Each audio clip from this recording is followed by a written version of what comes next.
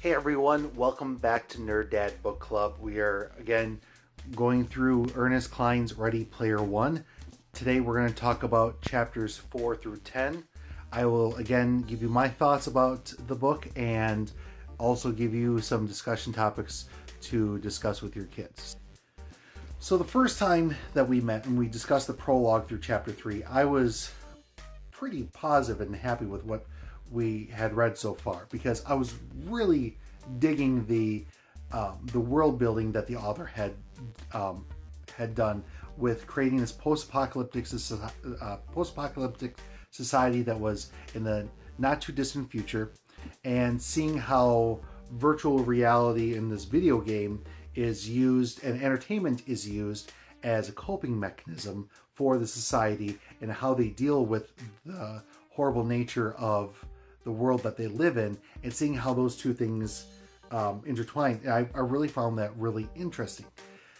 I don't know if I'm that optimistic on where the book is going now at this point, though, because it seems like, at least at this point in the book, it's favoring talking about the OASIS and having a lot of focus on the OASIS, and not so much about the world outside of the video game, the real world. I really find how, and this is just my personal feelings on this. You might feel completely different, and you might be happy that they're talking more about this, how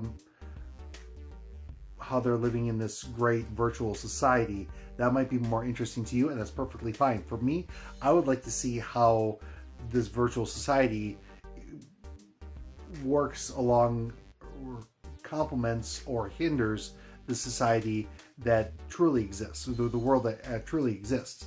And what also has me really concerned at this point about the book and the story and the remaining chapters that we're going to be going through is something that was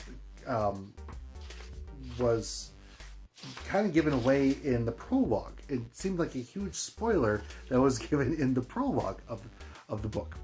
I'll read it for you right now. It's on the very last page of the prologue. It's then on the evening of February 11th, 2045, an avatar's name appeared at the top of the scoreboard for the whole world to see. After 5 long years, the copper key had finally been found by an 18-year-old kid living in a trailer park at the outskirts of Oklahoma City. And that kid was me. When I first read that, I'm like, why did you just spoil pretty much the entire story? Unless it's not the entire story, or this isn't the finale of the story. And the copper key, as we've discovered through these chapters, is discovered at this point, and it's just one part of the major puzzle before the winner of the OASIS Easter egg hunt is found. So maybe it's not a big spoiler, but that paragraph alludes to the fact that our main protagonist, Wade, is going to be the one that figures out or wins the game, and therefore the riches and the rights to the OASIS. So I was kind of put off on with that, but I kept on hoping that this is just a small plot where the winning the game is just a small part of the plot of the story and not the climax or conclusion of it. At this point, it looks like we're going to be spending a lot of time in the virtual world, and the search for the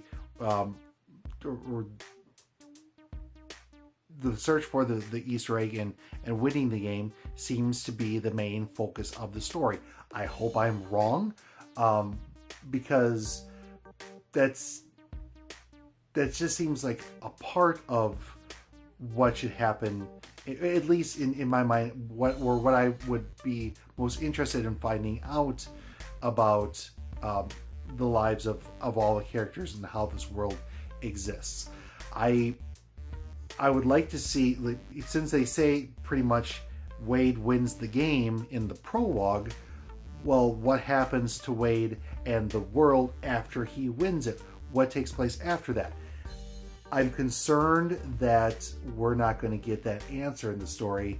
It's going to conclude with winning the game in the virtual world, and the books and the story is going to end, and the entire journey is just going to take place in the virtual world.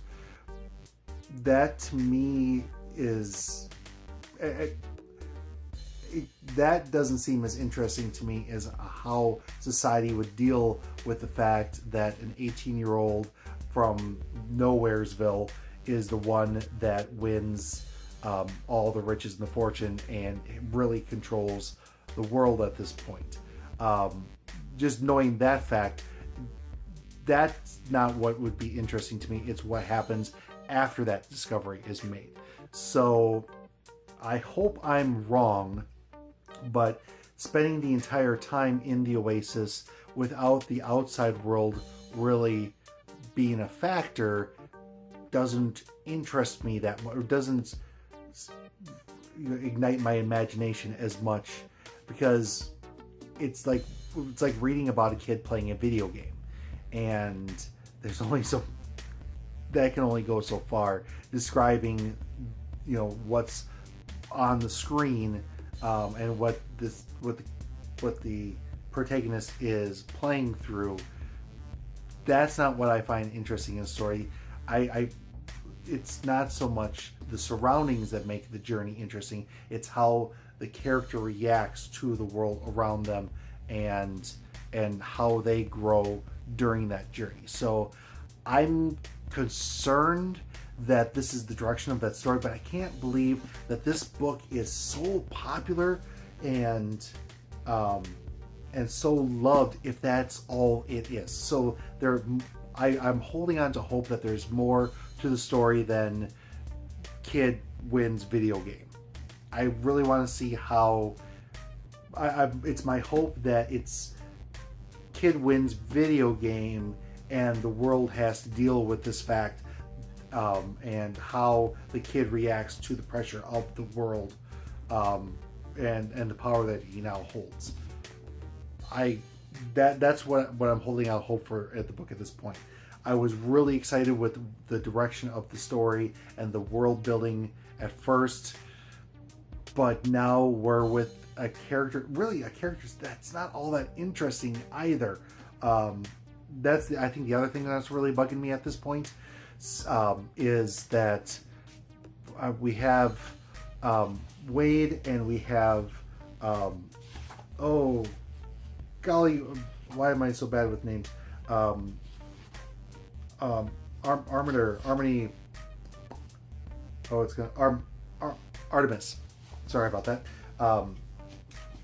Their kind of relationship, that because they've made it to the same point in the game, and how she's been a very successful OASIS player, and he's the only reason he's not more successful is because he can't buy his way into to get bigger stats with his character, and how they interact at this. I'm not finding their relation very interesting at this point. Again, I hope I'm wrong with all of this, and that by the end of the story I will be just loving how much these characters have grown, and what has happened within the game will just be so much more interesting. But again, with the prologue seeming to spoil the book, or spoil the story, I'm just not that engaged at this point. I hope that changes. I will continue to read, and we'll see what happens, but I'm not optimistic at this point.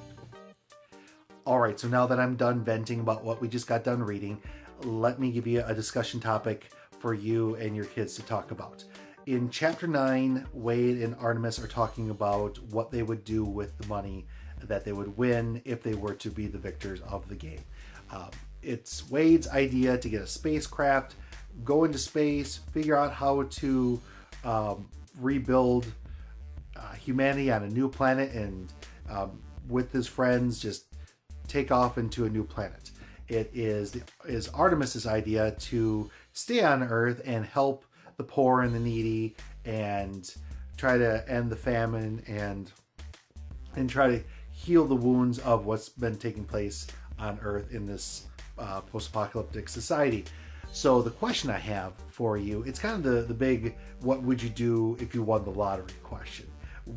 But let's say that the prize of the lottery is 1,000,000 times larger than what you'd see with the Powerball.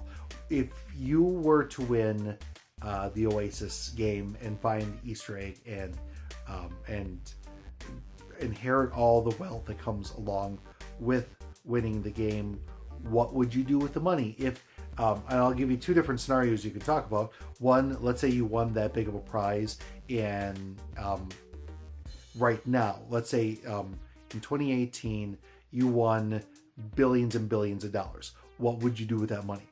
And then the second scenario would be if you lived in this world, it's 2045 and everything's fallen to poop. What would you do with that prize in that kind of society? Would you be like Wade and try to see if you can escape the planet? Would you be like Artemis, try to help the wounds? Or would you be selfish and keep it all to yourself because you know everything's fallen to crap anyway, and you would just try to live out the rest of your days as wealthy as possible? Or is there another scenario that you would really use your imagination? What would you do if you were to inherit the prize? So that does it for Nerd Dad Book Club for this week. For next week, part 3 of our dive into Ready Player One, let's read chapters 11 through 16.